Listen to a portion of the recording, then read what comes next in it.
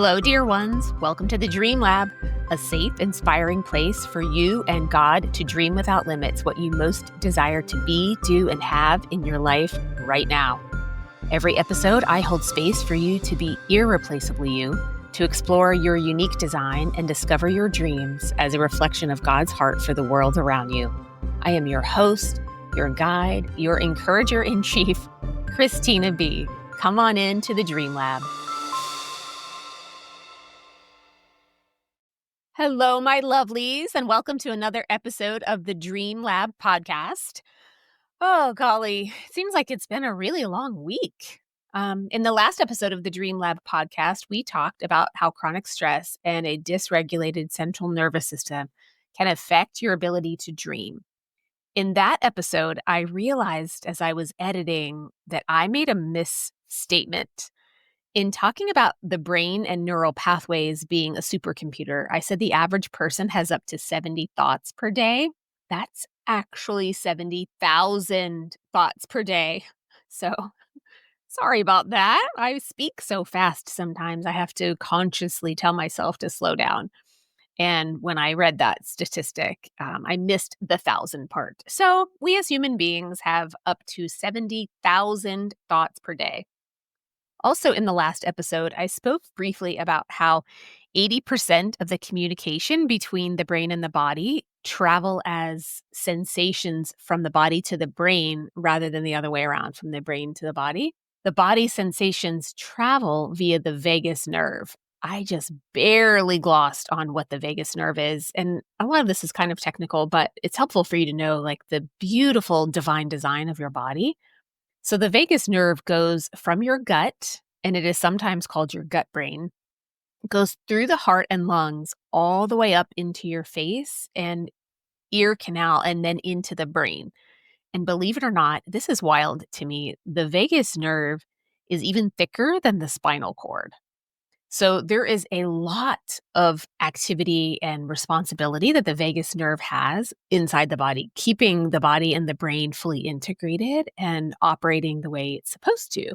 So if you don't know what the vagus nerve is or how it operates, there's so much talk right now about mindset and central nervous system regulation and modulation and things like that, and how important the vagus nerve is to those processes. So I encourage you to go back and listen to that episode if you haven't already, to learn about your central nervous system and how chronic stress can affect your ability to dream with God about your future. In that episode, I put resources at the end that you can dive into a little bit more deeply. Okay, so for this week's episode, we're going to pick up where we left off. Neurons in the brain that fire together wire together. And there are tons of people who have been talking about what that means and how that works. And there's so many people who have their whole entire lives are devoted to this body of work specifically. A few of them are Dr. Candace Pert. She was very early to come out and talk about in her book, Molecules of Emotion. Gosh, like back in the 80s.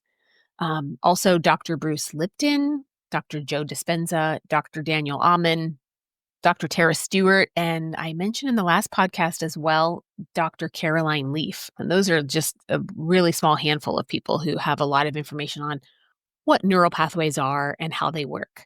So basically, a neural pathway is a series of connected neurons that transmit signals from one part of the brain to another. So for example, you have a series of deeply ingrained neural pathways that communicate information that allow you to drive a car and brush your teeth and do all of those things automatically because you don't, the muscle memory is there. The neural pathways are very strongly wired. You already know how to do those things and you can do them without even thinking.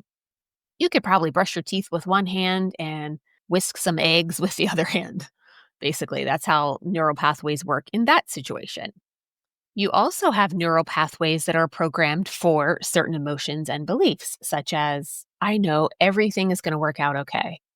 I know all my needs will be met. My body is healthy. I'm going to survive. I'm going to make it. I'm going to succeed. So those positive beliefs are associated with emotions of love, joy, peace, trust, rest, connection. You get where I'm going with this, right? The opposite is also true, though. And here is where a lot of us are challenged. Beliefs such as things are never going to work out, I'll always be sick, I'll never be debt free, there are no good spouses out there. Those are examples of neural pathways that keep us stuck in the emotions of like fear, self doubt, hopelessness, despair. You kind of get the point here, right? So we have both, and we're all human, so we all have varying degrees of both of these kinds of beliefs and emotions. So if we're honest, though, we have all had times in our lives where we have struggled with limiting beliefs and emotions, like I just mentioned. And if you're a Bible reader, these neural pathways and the thought patterns associated with them, they are called strongholds. The reason why we're going to talk about strongholds or these deeply ingrained neural pathways is that Dr. Tara Stewart explains in her book called The Source, Open Your Mind, Change Your Life. She explains that to achieve the life you want, you have to tap into the full power of your brain and all of its neural pathways. Okay, so back to stronghold. This is how the Bible defines what a stronghold is. In the Bible, a fortified place or a belief that is strongly defended is a stronghold. And the word stronghold is actually used in both the Old and New Testaments. But I want to just talk for a second about what a stronghold is in the context of neural pathways. So Ed Silvoso from Transform Our World, he did a video many years ago that I thought was super helpful. He explained a stronghold like this. He said, a stronghold is a mindset impregnated with hopelessness that forces us to accept as unchangeable situations we know are contrary to the will of God. I encourage you to go to YouTube or Spotify and look up Ed Silvoso, Stronghold, and listen to his video. I think it's about 15 or 20 minutes long. It's not very long, and it's incredibly helpful. The dictionary defines a stronghold as a well-fortified place or fortress, a place of security or survival. And in our context here, a stronghold is a belief, a fixed attitude, disposition, or mood, an intention or inclination that exists in the mind and travels on deeply ingrained neural pathways in the brain as thoughts. Here are some examples of strongholds. I will never be free from this health issue. Life is not worth living. My family would be better off without me. I will always live paycheck to paycheck. There are no good men or women out there left to be a suitable spouse. My city is overrun with crime and corruption, and the people are helpless to do anything. Fill in the blank with whatever you think might be a stronghold or a strongly fortified neural pathway in your brain. Okay, so how do thoughts become things? This is how we get strongholds. David Baer did a podcast on his show. I don't know how long ago it was. I listened to it a number of months ago now, but he has a podcast called How Thoughts Become Things. I'll encourage you to go look at that one too, because he explains it so beautifully from a purely neuroscientific viewpoint. Our beliefs determine our thoughts. So if we have a belief deeply ingrained in us, that is going to determine what thoughts we think. Thoughts are experienced as emotions, whether that's positive or negative, typically felt in the body. Emotions determine what actions we do or do not take. Our behavior, our actions, determine the results that we get, and then the results reinforce the belief, and it goes around in this big circle. Okay, and in his video, he talks about how to determine which state of mind you're in, and I think that's brilliant. Whether you listen to the David Baer podcast or the Ed Silvoso podcast or both, I think you'll see the similarities in how they're talked about and how it's important to first know what you have, what you're dealing with, and then determine how you're going to interrupt those thought patterns to get free. Okay, so here's a little exercise for you. Pick an area of your life, any area. You can pick finances, relationships, health, career, family, what have you. Identify the belief in your mind. And if you're a Christian, you can always just ask God to show you, like bring to the forefront of your mind, God, what might be a stronghold that I don't know about. And then go through the little process of the David Baer podcast of how thoughts become things to sort of visualize it in your mind, how that thought is affecting your emotions and the emotions affect your behavior. And then the behavior affects what actions you take. How do we tear down the fortress in our neural pathways that are deeply ingrained with beliefs and emotions? if it's producing something that we don't want, if it's producing lack or loneliness, how do we get rid of those and create new positive reinforcing beliefs?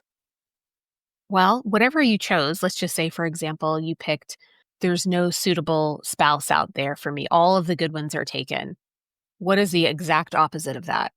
Might be to believe there are still wonderful people out there and there is one wonderful person out there for me. Now that you've chosen an area of your life to focus on and you've identified a belief or a stronghold in your mind, let's go through the steps of how thoughts become things with that particular area. I'll just use one that I think a lot of people struggle with, and that is finances.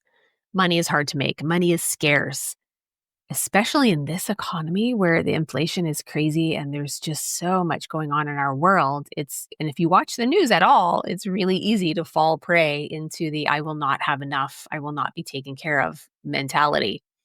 Okay, so if we're going with that example, money is hard to make, money is scarce, I'm not going to have enough in the future, things are getting really bad. What does that lead to in terms of emotion? That leads to things like fear, depression, frustration, anxiety, that your needs are not going to be met. And then that determines what action you do or do not take. Maybe that would lead to, I'm not going to apply for that better job with higher pay and better benefits. Or you won't take action to launch your own business or start that YouTube channel. Or in my case, I won't take action to start that podcast. You get the idea. Or maybe that means you do take action to stay at home and insulate yourself and not surround yourself with other positive people. Now that you've identified a belief system in your own life from the exercise, whether that be in finances, relationships, health, career, etc., now that you've identified what the belief is or the stronghold, if you're using biblical language, let's map out the little how thoughts become things process. So I'm going to use one that I think a lot of people struggle with, especially in this economy and with all of the things going on in the world. And that is about money and finances. Money is hard to make. Money is scarce. My needs will not be met. So you get the idea that the mindsets are all about scarcity and lack. Okay, so how do you demolish these strongholds? Let's just go at it from a biblical perspective for a second.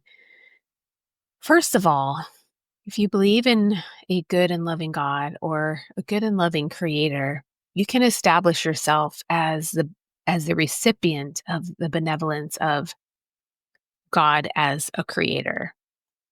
And you can replace those thoughts with things like, I am loved, I am chosen, I am accepted, I am nurtured, I am called and equipped, I have been given good and amazing gifts and skills and talents. The second thing that you can do is that you can ask for God to show you how to distinguish thoughts coming from heaven to inspire you, to move you forward, to equip you, and to supply for you from anything that might be of another source or leading you in a direction that you don't want to go. What are those thoughts that lead you into that negativity, the fear, and how do you differentiate those from the ones that lead you into a place of peace? Because you can't be in both states at the same time. You can only be in one. I feel like that one verse that says, "Do not trust in the Lord with all your heart, and do not lean on your own understanding." Means you can't do both at the same time. If we are hearing or perceiving the thoughts and where those come from as having one source or another, ask God to show you how to distinguish. And sometimes it's really subtle. I'm going to be honest. There have been times when I have to get pretty still and quiet to determine, wait a minute, this feeling that I'm feeling is really subtle, whether that's like even just a subtle attitude of like, why bother, can sometimes sort of land in me as, wait a minute, this is making me feel withdrawn, or like I don't want to, put forth an effort to go meet my friends or do this or that. So I will caution you that sometimes it's really subtle, but the more you do it, the easier this becomes. The next thing you can do is you can just take those thoughts captive, which is what scripture tells us to do. And that might look like this. You sense that you're having these thoughts, of negativity or whatever it is, the hopeless despair, the fear, the money is hard to make, the money is scarce, those kinds of thoughts, you can just simply stop, say, stop. No, I choose not to think those thoughts, and I choose to replace them with, which is our next step, a promise of the other kind, a promise from the other direction. My needs will always be met. I will always have everything I need and more than enough so that I can share and be a blessing with other people. It's as easy as replacing the thought we don't want to have that is leading us into a state of being that's causing us to feel fear and panic and frustration, and replacing that with a beautiful promise that says the exact opposite. Now, I am not suggesting that this is easy. I do think it is simple, but it's not easy because, as we established at the beginning of this episode, these are deeply ingrained neural pathways that we are talking about. And it is going to take time and perseverance to chip away at these until we no longer struggle with the temptation to use those old neural pathways for thoughts that have kept us bound in the past. The next thing that we can do is that we can call things that are not as though they are. As we replace those negative thoughts that are leading us into states of being that make us feel yucky, we call things that are not as though they are. A father of many nations I have made thee, before him whom he believed, even God, who gave life to the dead and called things that are not as though they were. That's the simplicity of what you're doing when you're taking one thought and replacing it with another thought.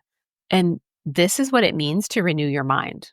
It literally, as Dr. Caroline Leaf explains in her book, Who Switched Off My Brain, when you're starting to create new neural pathways, the old ones begin to die, and your brain will literally go around and start chipping away at all of those leaves on the branches, if that makes any sense. If you can picture the tree, and the tree up in your brain as neural pathways branched out in all directions, as you create new ones, if you watched the video that I mentioned in my last podcast, if you watch the video of what it looks like for a new neural pathway to make a connection, it almost looks like they're embracing. And it takes time for those new neural pathways to become strong, which is why you have to show perseverance. And when you do this, when you work diligently to replace the negative thoughts with the good ones, then the old neural pathways will eventually die and they won't be connected anymore. And this is what it means to renew your mind. Do not conform to the pattern of this world, but be transformed by the renewing of your mind. Then you will be able to test and approve what God's will is, his good, pleasing, and perfect will. And the last passage of scripture that I wanted to share right now is think on these things. I find myself constantly in this world, the way it is right now, sometimes dwelling on all of the bad things that are happening rather than the good things. It's hard, I know. That's a neural pathway that I have to work on and am working on right now. So in Philippians 4, it says, finally, brothers, whatever is true, whatever is noble, whatever is right, whatever is pure, whatever is lovely, whatever is admirable, if anything is excellent or praiseworthy, think about such things. Whatever you have learned or received or heard from me or seen in me, put into practice, and the peace of God will be with you. Now for a practice exercise. If you're driving, please hit the pause button and come back to this a little bit later. But now I just want to give you a moment to sit quietly if you're in a place where you can do that. And we're going to do a little breathing exercise. Just really simple. Put one hand on your tummy and one hand on your heart or your forehead. And we're just going to breathe. We're just going to breathe as naturally as you possibly can for 1, 2, 3, 4. Exhale, 1, 2, 3, 4. If you are really, really stressed out right now, then just focus on the sound of your breath going in and out of your lungs. If you can, close your eyes, sit comfortably in your chair, and just focus on the sound of your breath for 30 seconds. If you can do that for longer, by all means do that. Now we're going to try breathing in for 4, hold for 6, exhale for 8, and hold for 4. This is a breathing technique that one of my counselors taught me after my brother died. Okay, you ready? Breathe in. 1, 2, 3, 4. Hold for 6, 5, 4, 3, 2, 1. Exhale. 8, 7, 6, 5, 4, 3, 2, 1. Hold for 4, 3, 2, 1. Now just breathe normally, focusing on the sound of your breath, and visualize every part of each of your lungs filling with oxygen. I'll just focus on your breath as it leaves and you exhale. And do that one more time. Inhale and exhale. Inhale and exhale. Right now, tune into your body and your mind. How do you feel? Make a mental note right now of how you feel. This place of calm, this place of peace, this place of trust. As you were doing the breathing exercises, if anything came up, if any thoughts came up while you were breathing, just let them bubble up and let them go. You can visualize them as bubbles in champagne going from the bottom to the top of the glass. Remember how this feels right now. Okay, lovelies. Your homework is, I want you to put aside time, even if it is 2 minutes, to do this breathing exercise. Perhaps set your alarm to do it in the morning before you leave for work and in the afternoon when you get home. You can even set an alarm to check in with your body several times per day, just to pause, focus inward for a minute, and just check in with your body to see, are you feeling pain? Are you feeling tired? Are you feeling joy? Are you feeling exuberance or high energy? Just pause for a minute a few times a day to check in with your body. Also, beloved, I want you to journal the things that come up as a result of you taking time to stop and just do some deep breathing. As you are doing the breathing exercises daily, journal the answers to these questions. What do you notice in your body, mind, or emotions? Find another thought that you think on a regular basis that generates emotions and actions that bring those thoughts into the material realm, and become an observer of those thoughts. Observe it from an outsider's perspective. Perhaps it's money doesn't grow on trees or something like that. Money is scarce. If you had to, just write it on a piece of paper and put it in your hand and observe it for a minute and ask the question, what if that's not true? And then ask the opposite. What is the opposite of this? What promise from God or from Scripture can you meditate on that is the opposite of this to restore your hope? And then the last part of your homework, lovelies, is ask God to show you, make you aware every time you think that thought this week. Make a note of what this feels like in your body, because I can guarantee that if you're thinking the negative thoughts, you're feeling some corresponding symptom in your body, even if it's subtle. So I want you to just become aware, which is why I suggested that you set an alarm on your phone to check in with your body several times a day. So if the thought pattern makes you feel a certain way in your body or in your emotions, write that down and then ask, if that's not true, what new belief can you replace it with? Which is just literally taking the opposite. Money is scarce, money is plentiful. I don't feel well, I feel amazing. I'm never going to get rid of this health issue. My body was designed to heal. Pick the opposite of whatever thought you're struggling with is, and then just do some journaling throughout the week as you do the breathing. And when we did the breathing a few minutes ago, when you made a mental note of what it felt like in that moment to just be peaceful and still and quiet, keep remembering that. And if you're in a state of stress, go back to that moment. And you can do that anytime. And the breathing is perfect because you can do that anywhere. Like, no one has to know that you're doing any deep breathing. You can do it sitting at your desk. You can do it when you're at the grocery store. Hey, thank you for listening. If you enjoyed today's episode of the Dream Lab, your support would mean so much. Please subscribe and leave a rating or review, and share this episode with your family and friends. It was a pleasure to spend time with you in the Dream Lab. Until next time, bye for now.